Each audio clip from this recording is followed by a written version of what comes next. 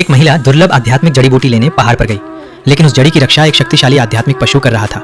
चतुराई से उसने एक चाल चली और उस पशु का ध्यान भटका दिया। मौका मिलते ही उसने जड़ी बूटी उठा ली और भाग निकली। जब तक आध्यात्मिक पशु को अपनी गलती का एहसास हुआ, तब तक महिला बहुत दूर जा चुकी थी।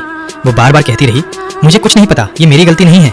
लेकिन क्रोधित पशु ने उसकी एक न सुनी और उस पर हमला कर दिया। घबराहट में उसका संतुलन बिगड़ गया और वो एक खाई की ओर गिरने लगी। गिरते समय उसने एक बेल पकड़ने की कोशिश की, लेकिन वो असल में एक बंदर की पूंछ निकली। परिणाम स्वरूप वो और बंदर दोनों नीचे जा गिरे। तभी एक रहस्यमय शक्ति ने उसे हवा में रोक लिया। उसी क्षण झील की सतह पर बर्फ की एक परत फैल गई और चारों ओर के जलकण किसी अदृश्य शक्ति से आकर्षित होकर एक स्थान पर इकट्ठे होने लगे। जल की चमक के बीच एक सफेद बालों वाला युवक प्रकट हुआ। उसके बाल भले ही सफेद थे, लेकिन चेहरा तेजस्वी और व्यक्तित्व किसी प्राचीन अमर साधु जैसा था। महिला उसे देखकर स्तब्ध रह गई। अचानक उसके पैरों के नीचे की बर्फ टूटने लगी। भयभीत होकर वो उस युवक की ओर मदद के लिए दौड़ी। युवक ने तुरंत उसे सुरक्षित किनारे पर पहुंचा दिया। महिला ने उठकर सम्मानपूर्वक कहा, मैं युनजोंग संप्रदाय की ली छिंगयुए हूँ। आज आपने मेरी जान बचाई है, इसके लिए मैं आपकी बहुत आभारी हूँ। इसी दौरान एक छोटी सी दुर्घटना हो गई। ली छिंगयुए का संतुलन बिगड़ गया और वो युवक पर गिर पड़ी। दोनों के चेहरे लाल हो गए और उनके दिल तेजी से धड़कने लगे। कुछ समय तक वे उसी स्थिति में रहे।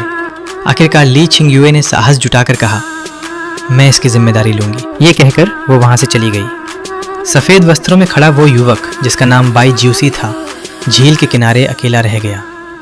लगभग 2 घंटे बाद ली छिंगयुए एक बड़ा बोरा लेकर वापस आई। बोरा पूरी तरह भरा हुआ था।